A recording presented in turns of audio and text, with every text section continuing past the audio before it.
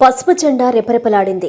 కనుచూపు మేర పసుపు సైనికులతో కిక్కిరిసిపోయింది. కోవూరు నియోజకవర్గం మినీ మహానాడు జనజాతరను తలపించింది. మంగళవారం రాత్రి కోవూరులోని ఓ కళ్యాణ మండపంలో నిర్వహించిన నియోజకవర్గ స్థాయి మినీ మహానాడులో నెల్లూరు పార్లమెంటు సభ్యులు వేమిరెడ్డి ప్రభాకర్ రెడ్డి, ఎమ్మెల్యే వేమిరెడ్డి ప్రశాంత్ రెడ్డి, జిల్లా పార్టీ అధ్యక్షులు అబ్దుల్ అజీజ్, రాష్ట్ర environment management corporation chairman Polamreddy Dinesh Reddy ముఖ్య అతిథులుగా హాజరయ్యారు. ముందుగా సభా ప్రాంగణానికి చేరుకున్న నేతలకు పార్టీ నాయకులు, కార్యకర్తలు ఘనస్వాగతం పలికారు. ఈ సందర్భంగా వేదికపై నందమూరి తారక రామారావు విగ్రహానికి నివాళులర్పించారు. పార్టీ జిల్లా ప్రధాన కార్యదర్శి చేజర్ల వెంకటేశ్వర్లరెడ్డి సభాధ్యక్షత వహించి కోవూరు నియోజకవర్గానికి సంబంధించి పలు తీర్మానాలను ఆమోదింపజేశారు. ఈ సందర్భంగా ఎంపీ వేమిరెడ్డి ప్రభాకర్ రెడ్డి మాట్లాడుతూ అత్యంత క్రమశిక్షణకు మారుపేరు ముఖ్యమంత్రి నారా చంద్రబాబు నాయుడు అని, ఆయనకున్న అనుభవంతో రాష్ట్రాన్ని అభివృద్ధి దిశగా నడిపిస్తున్నారన్నారు. కేంద్రంలో సీఎంకు ఉన్న పరపతితో రాష్ట్రం ఇబ్బందుల నుంచి గట్టెక్కుతుందన్నారు. ప్రతి ఒక్కరికి తగిన ప్రాధాన్యత ఇవ్వడం సీఎంకే సాధ్యమైందన్నారు. ఢిల్లీలో కేంద్ర మంత్రులు తన వద్దకు వస్తామన్నా తానే వారి కార్యాలయాలకు వెళ్లి రాష్ట్ర సమస్యల గురించి చర్చించడం చంద్రబాబు గొప్పతనానికి నిదర్శనమన్నారు. చంద్రబాబు నాయకత్వంలో పనిచేయడం చాలా సంతోషంగా ఉందని వివరించారు. సీఎం చంద్రబాబు విజన్ చూసి కేంద్ర మంత్రులే ఆశ్చర్యపోతున్నారని చెప్పారు. దగదర్తి విమానాశ్రయానికి ప్రభుత్వం కట్టుబడి ఉందని, నిధులు కూడా మంజూరు అవుతున్నాయన్నారు. జూన్ నుంచి తల్లికి వందనం, అన్నదాత సుఖీభవ పథకాలు అమలు చేయనున్నారని చెప్పారు. నెల్లూరు నుంచి కడప మహానాడుకు వచ్చేవారు జాగ్రత్తలు పాటించాలని సూచించారు. అంతకుముందు లంచాలు లేని కోవూరుగా తీర్చిదిద్దడమే లక్ష్యంగా తీర్మానించారు. మన ముఖ్యమంత్రులు ఢిల్లీకి ఖచ్చితంగా నెలకు 2 సార్లు వస్తారు. ఖచ్చితంగా 2 సార్లు వస్తారు. క్రమశిక్షణ ఈ పార్టీలో ఉండేది నేను అక్కడ గమనిస్తున్నాను. పాత గవర్నమెంట్ లో కూడా నాకు ఆ పాత ముఖ్యమంత్రి కూడా ముఖ్యంగా ఉండేది. అప్పుడు గమనించిన ఈరోజు ఈ పార్టీకి దేవుడు దయ వల్ల ఈ పార్టీ మార్చడం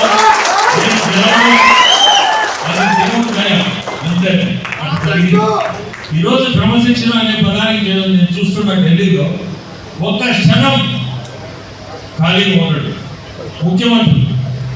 రాత్రి రాని, మా పొద్దున్న రాని, రాత్రి 9-8 గంటలకు వచ్చాడంటే ఎంపీలు ఉన్నారా, ఎవరు ఉన్నారు ఇక్కడ? అది కూడా అందరు ఉన్నారా, ప్రతి ఒక్కరు ఎందుకు రాలేదు, వీళ్ళు ఎందుకు రాలేదు, వాళ్ళు ఎందుకు రాలేదు అనే మాట కూడా మాట్లాడాడు. ఉన్నోళ్ళందరినీ పిలుస్తాడు. ఇవన్నీ ఎందుకు చెప్తున్నా అంటే ఎంత గొప్ప వ్యక్తి అతని కింద మనం ఉన్నాం. అదే మా సంతోషం. నా కాన్షియస్ కూడా పర్మిట్ చేస్తుంది. ఎంత కష్టమైనా చేయాలి పార్టీలో. వచ్చి ప్రతి ఒక్కరిని భోజనం చేశారా అని అడుగుతాడు. అందరితో కూర్చొని భోజనం చేస్తాడు. మనం అసలు ఇటువంటిది మనం నమ్మం. ఒక ముఖ్యమంత్రి 8 గంటలకు రాని, 9 గంటలకు రాని భోజనం చేశారా? ఎవరన్నా తినేసుకుంటే కూడా ఎప్పుడు కూడా ఇది కాదు. ఎవరు భోజనం చేయలేదో వాడు రాని అంటాడు. పొద్దున్నే దాదాపు ఢిల్లీ వచ్చాడంటే 5-6 మంత్రుల్ని కలవంతే వెనక్కి రాడు. అక్కడ కూడా ఎంత గౌరవం అంటే చాలా మంది మేము వస్తాం సార్, మీరు రావద్దు అంటారు. ఎవరైనా 3-4 తప్పక. ఆయన కోసం వచ్చి ఇంటికి వచ్చి ఇక్కడ ఇంకొకటి గొప్ప వ్యక్తి, ఈ గొప్ప వ్యక్తి గురించి చెప్పాలి, మీ అందరికీ తెలియదు కాబట్టి. ఏ మంత్రి వచ్చినా మీరందరూ కూడా కూర్చోండి నాతోటి అంటారు. ఎంపీలు, మేము ఎంపీలు అయినా మీరందరూ కూడా కూర్చోవాలా, మీరందరూ వినాలా. నేను ఏం మాట్లాడుతున్నాను, మీరు చెప్పాల్సింది ఏదైనా ఉన్నా మీరు మీ సలహా కూడా చెప్పండి అంటే అంత ఓపెన్గా వదిలేస్తాడు. క్రమశిక్షణ అనే దానికి ఇవన్నీ అంటే నా ఒక్క తెలివితేటలే కాదు, మీరు ఎవరన్నా మీరు సలహాలు ఇచ్చినా నేను తీసుకునేదానికి రెడీ. ఇవన్నీ అసలు మనం చూడం. ఫస్ట్ 2 నెలలు ముఖ్యమంత్రిగా ఏ తప్పాయి మనల్ని అందరినీ పిలిచి భోజనం అంటాడు. ఆయన భోజనాడు, అందరూ కూర్చోవాలా, కూర్చొని అందరం కలిసి చేస్తా ఉంటాడు. రెండోది ఏంటంటే ప్రతి ఒక్కరిని కూడా మీకేమన్నా వేరే ఏదైనా పని ఉన్నా ఖచ్చితంగా అక్కడనే పిలిచి మాట్లాడాలి. పర్సనల్గా మాట్లాడి రాండి, మీ సమస్య ఏమన్నా చెప్పండి. ఎంపీకి ఆయన ఇచ్చే టైము ఢిల్లీకి వచ్చి ఆశ్చర్యం అంటే క్రమశిక్షణే ఈ పార్టీలో ఉంటారు. అది చాలా పద్ధతిగా కూడా ఏ మినిస్టర్ జరిగిపోయినా తీసుకోవడం అనేది సహజంగా మనం చూడం. ఇతను ఆ అవకాశం కూడా ఇచ్చి మీరేమైనా ఉంటే చెప్పండి అన్నాడు. అది ఇంకా ఆశ్చర్యం. ఒక ముఖ్యమంత్రి 100 మంది మినిస్టర్ల దగ్గర నేను గమనించాను.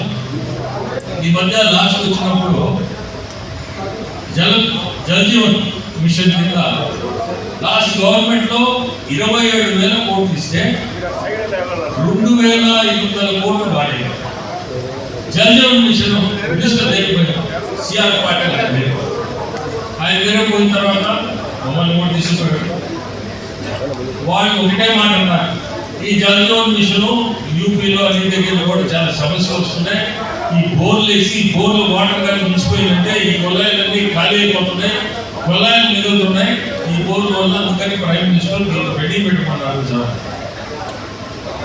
దానికి ఒకటే మన ముఖ్యమంత్రి చెప్తున్నాడు, నాకు మీ బోర్లు పర్లేదు, ఏది పర్లేదు, నేను రిజర్వాయర్ నుంచి కనెక్ట్ చేయించుకుంటాను, డైరెక్ట్ రిజర్వాయర్ నుంచి. సో మీకు ఇబ్బంది ఉంది, రిజర్వాయర్లో నీళ్లు ఉన్నాయి, సోమసులు ఉంది, మనకి సోమసులు నీళ్ళ నుంచి నీకు ఎక్కడికైనా నీకు జల్ జీవన్ మిషన్ కింద పైప్ లైన్ వేశారంటే ఎప్పుడు వాటర్ ఉంటుంది. సో పొలాలు ఎప్పుడు ఖాళీ ఉండవు. సో అతనికి నేను రిజర్వాయర్స్ నుంచే తీసుకుంటాను, నాకు మీరు చెయ్యాలా. సెక్రటరీ అందరూ ఉన్నాయి సార్, ఇది చెప్పిన దీని ప్రకారం అయితే మనం చేయొచ్చు, దీన్ని ముందు తీసుకోవచ్చు. నెక్స్ట్ ఖర్చు పెట్టారు సార్, మీరు ఏమి మంటారు మీకు అని. అది భారత గవర్నమెంట్ గురించి ఈ రోజు నాకు ఖచ్చితంగా ప్రతి జిల్లాలో కూడా జల్ జీవన్ మిషన్ కింద ప్రతి ఇంటికి కుళాయి నీళ్లు రావాలా, దానికి మీరు ఎట్లా చేస్తారో చూడండి. అంటే మనిషిలో ఆ పట్టుదల కూడా ఆయనకు వచ్చే ఆలోచనలు. సో రిజర్వాయర్ ఉండగానే ఎవరైనా నీళ్ళు ఎప్పుడు ఉంటాయి, ఇబ్బంది లేదు. సో ఏ కొలాయి కూడా కానివ్వండి, ఒక లక్ష కోట్ల దాకా యూపీలో దీని గురించి ఖర్చు పెట్టుకుంటారు. కానీ బోర్లతో ఈ బోర్ల వల్ల ప్రాబ్లం వచ్చింది. సో వాళ్ళు గవర్నమెంట్ కూడా ఇటువంటి సలహాలు మన ముఖ్యమంత్రి ఇవ్వడం, వాళ్ళు ఇన్ని ఎంత మర్యాద అంటే సార్ మీ దగ్గర మేము చాలా నేర్చుకోవాలి. మినిస్టర్ ఎదురు చెప్తున్నాడు మా ముఖ్యమంత్రి, మీ దగ్గర మేము చాలా నేర్చుకోవాలా, మా వాళ్ళని ఆంధ్రప్రదేశ్ పంపిస్తాం, మా టీం వస్తుంది, మీరు కొంచెం ఇవన్నీ కూడా మాకు చూపియాలా, ఎట్లా చేయాలా, ఏంటి మీరు ఏం చేస్తున్నారు, అసలు ఇప్పుడు దాకా ఏం చేశారు జల్ జీవన్ మిషన్ కింద అంటే ఇది ఉదాహరణ ఒకటి చెప్తున్నాను. అటువంటి ముఖ్యమంత్రి మనం ఈరోజు అందరం ఈ మహానాడు కార్యక్రమం కూడా మనం మీటింగ్ పెట్టాడు. అంటే క్రమశిక్షణాన్ని మీటింగ్ దాదాపు 2 గంటలు నడిచింది. క్రమశిక్షణతో ఇంతమంది తీసుకురావాలి, పలాని కాన్స్టిట్యూన్సీ రావాలా, పోయేటప్పుడు వచ్చేటప్పుడు జాగ్రత్తగా ఉండాలా. అంటే ప్రతి చిన్న విషయం కూడా ఆయన మనసు పెట్టి పోయేటప్పుడు ఏదన్నా లేనిపోని యాక్సిడెంట్ ఇటువంటి జరుగుతాయి. సో మనం క్లోజ్ చేయడం కూడా 5 గంటలకే క్లోజ్ చేయాలా. అంటే ఆయన మైండ్లో ఎప్పుడు పనిచేసేది కూడా ఎట్లుంటుందంటే సేఫ్టీ కూడా చూస్తున్నారు. అభివృద్ధి అనేది ఇది చెప్పలేదు. ఇప్పుడు మీరు చెప్పినట్టు దగ్గర ఎయిర్పోర్ట్ కూడా దాదాపు 100 కోట్లు ల్యాండ్కి అవసరం వస్తే అట్కో లోన్ కూడా క్లియర్ అయింది. ఆ లోన్ క్లియర్ అయింది కాబట్టి 100% సంవత్సరంలో మనకి ఎయిర్పోర్ట్ ఒకటి రెడీ అవుతుంది. కూడా ఈ సంవత్సరంలోనే ఇంకొక 3-4 నెలల్లో అక్కడ స్టార్ట్ అవుతుంది. ఇప్పుడు ల్యాండ్ అక్విజిషన్ కూడా దాదాపు 5-6 వేల ఎకరాలు బీటీసీఎల్కి ఆల్రెడీ ల్యాండ్ అక్వైర్ చేస్తున్నారు. దానికంటే ఇంకా ఎక్కువ దాదాపు ఇంకొక వాళ్ళ ఉద్దేశం ఇంకొక 6,000 ఎకరాలు వాళ్ళకి కావాలా, వేరే ఇండో సోలార్ ఫ్యాక్టరీ వస్తుంది వాళ్ళకి ల్యాండ్ కావాలా. దాదాపు మొత్తం ఇంతకుముందు 12,000 అన్నారా, 18,000 పోయేటట్టు ఉంది. దాని ప్రయత్నంలో కూడా ఉండాలి. అంటే మన నెల్లూరు జిల్లాకి ఇవన్నీ కానీ వస్తే నెల్లూరు జిల్లా ఈరోజు Dugarajapatnam ship breaking central government ఒకటి శాంక్షన్ చేస్తుంది. షిప్ బిల్డింగ్, షిప్ బ్రేకింగ్ అంటే అది కూడా ఒక మంచి ఇండస్ట్రీ, దాన్ని శాంక్షన్ చేసింది సెంట్రల్ గవర్నమెంట్. దుగ్గరాజపట్నం నెల్లూరు, పాత నెల్లూరు అది కూడా ఒక మంచి ఇండస్ట్రీ. సెంటర్ నుంచి మనకి అదృష్టం, మనం గెలవడం, ఇండియాలో మనం భాగస్తులుగా ఉండడం, అక్కడ మనకి విదేశ సపోర్ట్. ఇంకొక విషయం కూడా చెప్పాలా, మన ముఖ్యమంత్రులు ఇక్కడ అమరావతి క్యాపిటల్ భూమి పూజ నుండి మళ్ళీ సెక్రటరీ చేయడం ప్రైమ్ మినిస్టర్ పిలవాలని వచ్చారు. ప్రైమ్ మినిస్టర్ దగ్గర మామూలుగా మినిట్ టు మినిట్ 4:30 నుంచి 5 మేము అందరం కూడా పోయాము. మనకి అక్కడ దాకా మనకి పోనీరు కూడా. ఫస్ట్ స్టెప్లో మనం ఉంటాం, సెకండ్ స్టెప్ ఆడించి మళ్ళీ సెపరేట్గా సెక్యూరిటీ 4:30 to 5 టైం 6 గంటలకు వచ్చాడు తిరిగి. ఒక ప్రైమ్ మినిస్టర్ దగ్గర నేను దాదాపు 5 సార్లు పోయిన ముందు కూడా. ఇప్పుడు నేను టైం అంటే టైం మెయింటైన్ చేస్తాను. ప్రైమ్ మినిస్టర్ 4:30 పోయినా 5 రావాలా, 5 పోయి 6కి వచ్చాడు. నేను అప్పుడే అన్నా సార్, ఇప్పుడు నేను ఇట్లా ఏ ప్రైమ్ ఇప్పుడు ఇంత ముందు చూసుంటా ఎవరికి కూడా టైం ఇవ్వాలి. అంటే మన ముఖ్యమంత్రులకి ఎంత వాల్యూ ఇస్తున్నారంటే ఢిల్లీలో ఈరోజు. దాన్ని బట్టే ఆర్థికంగా ఎన్ని ఇబ్బందులు ఉన్నా ఈరోజు ముందుకు పోగలరు. తల్లికి వందనం ఖచ్చితంగా జూన్లో ఇవ్వాలన్నా. అన్నదాత సుఖీభవ అది కూడా జూన్లో మీకు ఇవ్వాలనే ఉన్నారు. ఎన్ని ఇబ్బందులు ఉన్నా ఇవన్నీ గుర్తుపెట్టుకోండి. ఎన్ని ఇబ్బందులు ఆర్థిక ఇబ్బందులు ఉన్నా చాలా ఆగస్టులో ఫ్రీ బస్ ఇవన్నీ కూడా ఈరోజు ఈ పరిస్థితుల్లో చేయగలుగుతున్నా అంటే ఆయన అనుభవం. ఆ వ్యక్తికి ఉండే అనుభవం ఈరోజు మన అదృష్టం. ఈరోజు ఈ రాష్ట్రం లేకపోతే చల్లాపల్లా అయిన రాష్ట్రాన్ని మళ్ళీ ఒక దగ్గరికి తీసుకొచ్చి ముందుకు నడిపిస్తున్నాడు. సో మనందరం కూడా గుర్తుపెట్టుకొని మన ముఖ్యమంత్రిని ఎప్పుడు కూడా ప్రతి ఒక్కరు ఈరోజు ఉన్నామంటే మనందరం అతన్ని గుర్తుపెట్టుకోవాలా. రేపు మహానాడు కూడా ఇక్కడి నుంచి వచ్చే వాళ్ళందరూ కూడా జాగ్రత్తగా రాండి. మనము ఈ మహానాడు మినీ మహానాడు కోవూరులో జరుపుకుంటున్నాము. మీకందరికీ తెలుసు, అన్న నందమూరి తారక రామారావు గారు ప్రజలే దేవుళ్ళు, ప్రజాస్వామ్యమే దేవాలయం అన్నారు. అలాంటి పార్టీలో మనం అందరం ఉన్నాం. ఈరోజు మహానాడు అంటే ఈ ఒక బ్రహ్మోత్సవాలాగా మనం ఎంతో ఆనందంగా జరుపుకుంటున్నాం.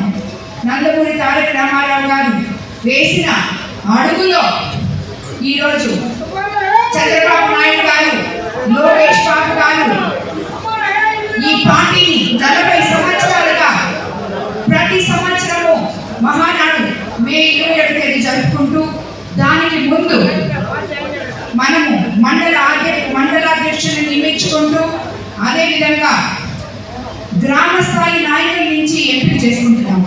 అన్నవాయితీగా వస్తున్న ఆచారం ఈ పార్టీలో కోవూరు నియోజకవర్గంలో తెలుగుదేశం కార్యకర్తలు ఎంతో మంది మేము 83 నుంచి ఈ పార్టీని కనిపెట్టుకుంటున్నామని చెప్పి నా దగ్గర వచ్చి చెప్తుంటారు. అంటే కోవూరు నియోజకవర్గం తెలుగుదేశం పార్టీకి కంచుకోట లాంటిది. ఈ కార్యకర్తలు ఎంతో కష్టాన్ని భరించారు, అవమానాన్ని భరించారు. ఈ రోజు తిరిగి తెలుగుదేశం పార్టీని చంద్రబాబు నాయుడు గారి ప్రోత్సాహంతో, అలాగే ఎంపీ వేమిరెడ్డి గారి ప్రోత్సాహం, ప్రభాకర్ రెడ్డి గారి ప్రోత్సాహంతో నన్ను ఎమ్మెల్యేగా నిలబెట్టినందుకు మీ అందరూ నాతో కలిసి నడిచి 54,000 మెజార్టీతో నన్ను గెలిపించడం మీకందరికీ ప్రజలకి శిరస్సు వంచి నమస్కరిస్తున్నాను. ముఖ్యంగా నేను మీకందరికీ ఒకటి చెప్పదలుచుకున్నాను. మన కోవూరు నియోజకవర్గం ఎంతో చైతన్యవంతులున్న నియోజకవర్గం. ఇక్కడ గ్రామ స్థాయి నాయకుడి నుంచి నియోజకవర్గ స్థాయి నాయకుడి వరకు అందరూ కూడా చైతన్యవంతులు. కానీ కొత్త పాత కలయికలతో మనం ఈరోజు కోవూరు నియోజకవర్గంలో అడుగులు ముందుకు వేస్తూ ఉన్నాం. ఇందులో ఎన్నో ఒడుదుడుకులు ఉంటాయి. పాత వాళ్ళు ఎన్నో కష్టాలు ఓర్చుకొని ఉంటారు. కొత్త వాళ్ళు ఈరోజు వచ్చారు. కానీ నేను మీకు దీనికి ఒక ఎగ్జాంపుల్ చెప్పదలుచుకున్నాను. ఇది వరకు ఈ జిల్లా అధ్యక్షులు అబ్దుల్ అజీజ్ గారు ఏ పార్టీలో ఉన్నారు, తర్వాత ఏ పార్టీకి వచ్చారు. మొన్న కష్టకాలంలో తెలుగుదేశం పార్టీ అధికారంలో లేనప్పుడు ఎటువంటి కల్మషం లేకుండా పార్టీని తన భుజాల మీద వేసుకొని మోసి తీసుకొచ్చారు. ఒక నాయకుడికి ఏ పార్టీ నుంచి ఎప్పుడు ఏ పార్టీలోకి వచ్చాము అన్నది కాదు, వచ్చిన తర్వాత విశ్వసనీయత ఆ పార్టీలో ఆ పార్టీ నాయకుల మీద ఉందా, కార్యకర్తల మీద ఉందా లేదా అనేది కావాలి. ఈ పార్టీలో నుంచి వచ్చారు అనేది అనవసరం. వచ్చిన తర్వాత ఆ కార్యకర్తల్ని ఆ నాయకుల్ని వాళ్ళు అనుసరించి పార్టీ సిద్ధాంతాలని అనుసరించి ఆ పార్టీలో విశ్వాసంగా పనిచేయడమే గొప్ప విషయం. కాబట్టి ప్రతి ఒక్కరు కూడా ఇక్కడ ఉన్న నాయకులు కార్యకర్తలు గ్రామ స్థాయి నుంచి ఒక నాయకుడిగా ఎదగాలనుకున్న నువ్వు నీ గ్రామంలో ఏం జరుగుతుంది నేను ప్రతిసారి చెప్తున్నాను ప్రతి నాయకుడికి. ఇక్కడ చాలా మంది గ్రామ స్థాయిలు ఉన్నారు, నియోజకవర్గ నాయకులు ఉన్నారు, మండల నాయకులు ఉన్నారు. ప్రతి ఒక్కరికి చెప్తున్నాను, నీ గ్రామంలో ఒక గ్రామంలో 2000 మంది ఉంటే ఒక గ్రామంలో 5000 మంది ఉంటారు. ఆ గ్రామానికి 4 నాయకులు ఉంటారు. ఒక ఎస్సీ సెల్ ఉంటారు, ఒకడు బీసీ నాయకులు ఉంటారు, ఒకడు ఓసీ నాయకులు ఉంటారు. ఈ నాయకులందరూ అసలు ముందు మీ సచివాలయంలోకి మీరందరూ అడుగు పెడుతున్నారా? మీ ఊర్లో ఉన్న ప్రజలకి మీరేం కావాలో మీరు చూస్తున్నారా? మీరే కానీ ఇది చూస్తే మీ బాధ్యత మీరే తీసుకుంటే ఎప్పుడైతే ఎమ్మెల్యే ఆ ఊరికి వస్తుందో ఆ ఎమ్మెల్యే దగ్గరికి ఎందుకు అర్జీ ఎత్తుకొని వస్తున్నారు వాళ్ళు? ఎందుకు మాకు ఇల్లు లేదంటున్నారు? ఎందుకు మాకు పెన్షన్ లేదంటున్నారు? కాబట్టి నాయకులుగా ఎదగాలనుకునే వాళ్ళు గ్రామ స్థాయి నుంచి మొట్టమొదట ఆ గ్రామంలో ఏమి సమస్యలు ఉన్నాయో ఆ సమస్యల్ని ముందు సచివాలయం దగ్గరికి మీరే తీసుకెళ్ళండి, ఆ మనుషులు తీసుకెళ్ళండి. అక్కడ కాలేదా మండల నాయకుడి దగ్గరికి వెళ్ళండి, మండల నాయకుడి దగ్గర కాలేదా ఎమ్మెల్యే దగ్గరికి రాండి. అలాగా ప్రతి నాయకుడు కూడా ప్రభుత్వంలో మనకు అందుతున్న పథకాలు అయితేనేమి, సంక్షేమం అయితేనేమి, అభివృద్ధి అయితేనేమి, మనకి చంద్రబాబు నాయుడు గారు చేస్తున్న ఈ 2 అభివృద్ధి సంక్షేమం 2 పథకాలను ప్రజల్లోకి తీసుకెళ్ళండి. అందరూ మాట్లాడుతున్నారు ఎక్కడ సూపర్ 6 ఎలక్షన్ అప్పుడు చెప్పారు ఏం చేయలేదు. ఏం చేయలేదు. గత 5 సంవత్సరాల్లో అస్తవ్యస్తమైన ఈ పాలనా వ్యవస్థని తిరిగి దారిలో పెట్టి గెలిచిన మొదటి నెలే 4000 పెన్షన్ చెప్పారు, 4000 ఇచ్చారు. 3 సిలిండర్లు చెప్పారు, అలాగే ఇచ్చారు. అన్నా క్యాంటీన్లు ఓపెన్ చేశారు. దాని తర్వాత ఇప్పుడు మొత్తం ఓపెన్ అయినాయి, విడౌస్ పెన్షన్స్ ఓపెన్ అయినాయి, ఇళ్ళు ఎన్రోల్ చేసుకుంటున్నాం. అదేవిధంగా రాబోయే రోజుల్లో ప్రతి ఒక్కటి కూడా రేపు మన గుంటలు పడిన రోడ్లు మొత్తం క్లియర్ చేశారు. ఎన్ఆర్ఎస్ ఫండ్స్ వచ్చాయి. ఎంతో మంది వైఎస్ఆర్సీపీ సర్పంచులు నా దగ్గరికి వచ్చి చేరిన వాళ్ళు మండల నాయకులు గత 5 సంవత్సరాల్లో సర్పంచ్ అకౌంట్ లో 1 రూపాయి డబ్బులు లేక నానా అవస్థలు పడి కనీసం వాళ్ళని గెలిపించిన మనిషికి ఒక రోడ్డు కూడా వేయలేకపోయారు, ఒక నీళ్లు లేకపోయారు, ఒక కొడాయిలో నీళ్లు ఇవ్వలేకపోయారు. నేను ఎమ్మెల్యేగా వెళ్ళినప్పుడు మండు టెండర్లో గత మేలో ఎన్నో ఊర్లలో తాగడానికి బుక్కడి మంచినీళ్ళు లేవన్నారు, చనిపోతే పూడ్చిపెట్టడానికి శ్మశానాలు లేవన్నారు. ఈ రోజు కోవూరు నియోజకవర్గంలో మంచినీళ్లు లేవు అన్న దగ్గర ఎంపీ వేమిరెడ్డి ప్రభాకర్ రెడ్డి గారి సహకారంతో విపిఆర్ ఫౌండేషన్ 24 గంటల్లో మంచినీళ్ళు. అది 20 లక్షలు పోరా 30 లక్షలు పోరా అన్నది ఇక్కడ ఇది కాదు. 24 గంటల్లో ఏదో ఒక రకంగా ఏ ఊర్లో కూడా నీళ్లు లేవు అనేది లేకుండా చేస్తాం ఈ రోజు కోవూరు నియోజకవర్గం. అలా కాకుండా ఏ ఊరైనా నీరుంది అంటే మీరు చేతులకి ముందుకు వచ్చి చెప్పచ్చు. ఏ ఊర్లో అయినా నీళ్ళు ప్రాబ్లం ఉంది అంటే వచ్చి చెప్పండి. ఎందుకంటే ఇటువంటి పనులు చేయడానికే పేద ప్రజలకి తాగడానికి గుక్కడి నీళ్లు లేకపోతే చనిపోతే పూడ్చిపెట్టడానికి శ్మశానం లేదు అంటే నేను ఎలక్షన్స్ అప్పుడు క్యాంపింగ్ వచ్చినప్పుడు నిజంగా నేను నెవరైపోయాను. ఇలా కూడా ఉంటాయి ఆ ఊర్లో. మీ అందరి సమస్యలు చూసి మీ బాధలు చూసి మీతో కలిసి నడిచి మీ కష్టాలు తీర్చాలని చెప్పి రాజకీయాల్లోకి వచ్చిన వాళ్ళని నేను కానీ ఎంపీ అంతేగాని ఏ ఒక్కరు చెప్పినట్టు మీ మీద పెత్తనం చేయడానికి రాలేదు. మాకు తోడుగా చంద్రబాబు నాయుడు గారు, లోకేష్ బాబు గారు మేము ఏమైనా అడిగితే నియోజకవర్గం గురించి వాళ్ళ చేతనైనంత అతి త్వరలో కార్యకర్తలు బాగుండాలి, జనం బాగుండాలి, నియోజకవర్గం తీసుకెళ్తున్నారు. అందుకే మీ ముందుకంతా మేము ఇలా రాగలుగుతున్నాం ఈరోజు. అదేవిధంగా రాబోయే రోజుల్లో మీరందరూ కూడా ఒకటే చెప్తున్నాను నేను, మన నినాదం ఒకటే, వివాద రహిత కోవూరు నియోజకవర్గం, అవినీతి రహిత కోవూరు నియోజకవర్గం. దీనికి మీ ఎమ్మెల్యేగా మేము ఎప్పుడూ కట్టుబడి ఉంటాము. కోవూరు నియోజకవర్గ ప్రజలకి ఇప్పుడు వరకు మనం పార్టీలో తీర్మానాలు చేస్తున్నాం, కానీ ఈ నియోజకవర్గం ఎమ్మెల్యేగా మీకందరికీ నేను ఒక తీర్మానం చేయాలనుకుంటున్నాను. అదే, ఏ ఒక్కరు కూడా ఒక్క రూపాయి కూడా ప్రజల దగ్గర నుంచి ఆశించకుండా కోవూరు నియోజకవర్గంలో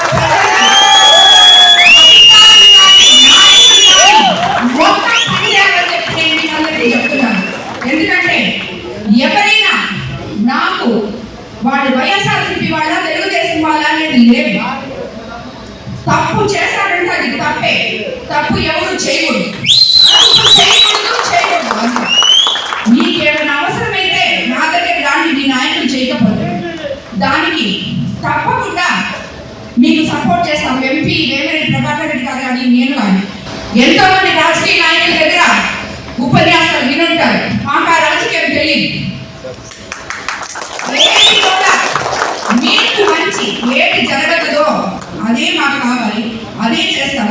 దానికోసం సీఎం గారి దగ్గరికి పోయి అడుగుతాం, లోకేష్ బాబు గారి దగ్గరికి పోయి అడుగుతాం, ఎవరి దగ్గర అడుగుతాం, సెంట్రల్ గవర్నమెంట్ అడుగుతాం, నిధులు తీసుకొస్తాం. కోవూరు నియోజకవర్గాన్ని అభివృద్ధి పదంలో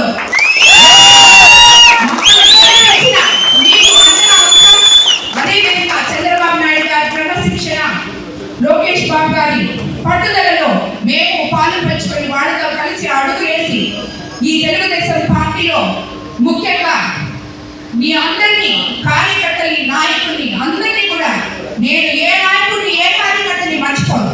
మంచి చేసిన ప్రతి ఒక్కరిని గుర్తు పెట్టుకుంటాను. తప్పు చేస్తే ఒప్పుకోను. ఎమ్మెల్యేకి పేరు తెలియదు అని కాదు, ప్రతి ఒక్కరు ఏ సమస్య ఉంటే నీ పేరు రాకెందుకు, నీ సమస్య నాకు కావాలి. ఆ సమస్య నీకు తీరిందా లేదా అది చెప్పండి ఫస్ట్. ఎవరైనా నా ఇంటి ముందరికి వచ్చి అమ్మ నాకు ఇది అంటే నేను చేయకపోతే అప్పుడు చెప్పండి. మీతో మాట్లాడి మీ వెనకాల పోగానే ఇంకొకరికి పని చేయడం, ఇలాంటి రాజకీయాలు మాకు రావు. కాబట్టి మీరు అలాగే ఉండాలి. కోవూరు నియోజకవర్గంలో ప్రజలు మేము ఇలాగే మీకు సపోర్ట్ చేయాలి. మీకు ఏ సమస్య రాదు, మేము మీకు అండదండలుగా ఉంటాము. ఇది ఈ మహానాడులో నేను చేస్తున్న తీర్మానం. నాతో నాయకుడికి అన్యాయం జరగదు. పదవులు ఈ రోజు ఉంటాయి, రేపు ఉండవు. ప్రజలకు సేవ చేస్తే ప్రతి ఒక్కరు నాయకుడే. వాటికి ఈ మండల అధ్యక్షుడు ఈ రోజు పోయినసారి గారు, ఇప్పుడు కొత్త మండల అధ్యక్షుడు వచ్చారు, తర్వాత మళ్ళీ మీరు వస్తారు. ఇదంతా వస్తా ఉంటుంది, పోతా ఉంటుంది. మీకు కావాల్సింది ఏంటి? మిమ్మల్ని నమ్ముకున్న ప్రజలకి మీరు న్యాయం చేయండి. కోవూరు నియోజకవర్గంలో ఉన్న ప్రతి నాయకుడికి నేను న్యాయం చేస్తానని మీ అందరికీ నమ్మకం ఉంది. మేబీ కొంతమందికి నేను ఇసుక ఇవ్వలేను, గ్రాములు ఇవ్వలేను,